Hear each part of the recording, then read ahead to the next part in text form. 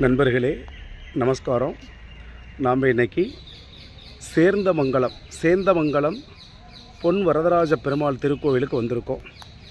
இந்த கோவிலுடைய சிறப்பு என்னென்னா, ராஜகோபுரத்துக்கு முன்னாடி கொடிமரமும் அதுக்கு முன்னாடி பலிபீடமும் இருக்கும். மற்ற எல்லா கோவில்கள்லேயும் கோபுரத்துக்கு அடுத்தது தான் பலிபீடமும் கொடிமரமும் இருக்கும். ஆனால் இந்த கோவிலில் ஒரு தனிச்சிறப்பாக முன்னாடி பலிபீடம், அடுத்தது கொடிமரம், அதுக்கப்புறம் தான் ராஜகோபுரமே இருக்கும். இது நமக்கு நாமக்கல்லேருந்து கொல்லிமலை போகிற வழியில் சேந்தமங்கலம் அப்படிங்கிற ஒரு இடத்துல இந்த கோவில் அமைஞ்சிருக்கு. பெருமாள் தசதாள முகமாக நல்லா ஜெய்ஜாண்டிக்காக குண்டா அழகாக லக்ஷ்மி தேவியை மடியில் உட்கார வச்சுட்டு அமர்ந்த கோலத்தில் காட்சி தருவார்.